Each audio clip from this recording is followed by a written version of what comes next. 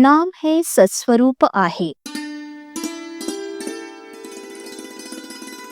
नाम हे रूपापेक्षा निश्चित श्रेष्ठ आहे. त्यामुळे रूपाचं ध्यान मनामध्ये आलं नाही तरी नाम सोडू नये. पुढे रूप आपोआप येऊ लागेल. रूप हे जड आणि दृश्य असल्यामुळे उत्पत्ती, स्थिती आणि विनाश, वाढ होणं आणि घटणं, जागा व्यापणं आणि जागा बदलणं, कालमानाने फरक पडणं इत्यादी बंधनं त्याला असतात. पण नाम हे दृश्याच्या पलीकडे आणि सूक्ष्म असल्यामुळे त्याला उत्पत्ती आणि विनाश, वाढ आणि घट, देशकाल निमित्ताच्या मर्यादा इत्यादी कोणतेही विकार नाहीत. नाम हे सत्स्वरूप आहे. नाम हे रूपापेक्षा व्यापक असतं. व्यापक वस्तूचं क्षेत्र मोठं असल्याने तिच्यामध्ये शक्ती देखील अधिक असते.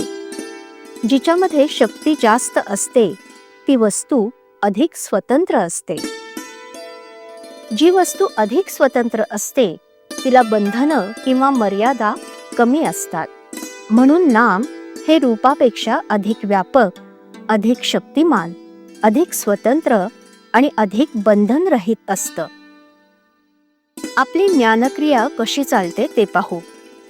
आपण एका टेकडीवर उभे राहून सृष्टी सौंदर्य पाहिलं. त्या पाहण्यात कोणकोणत्या क्रिया होतात पहा. प्रथम डोळ्यांमधून प्रकाश किरणं आत गेली.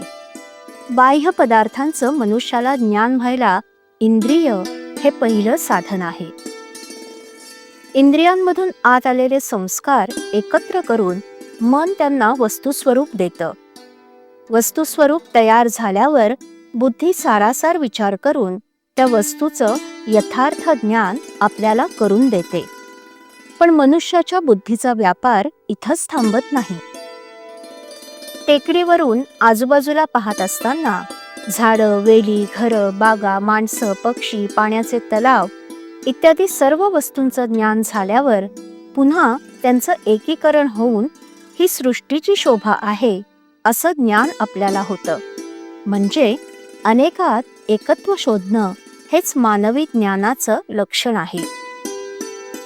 या जगामध्ये कितीतरी वैचित्र्य आढळतं. नाना तऱ्हेचे दगड, नाना तऱ्हेचे किडे, नाना प्रकारचे पक्षी, प्राणी या सर्वांची नावं जरी भिन्न असली तरी त्या सर्वांमध्ये असणेपणाचा गुण आहे.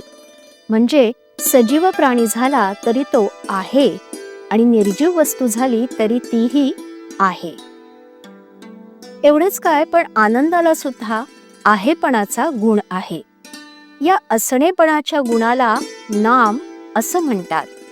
यालाच ओंकार असं म्हणतात. ओंकारातून सर्व सृष्टी उगम पावली.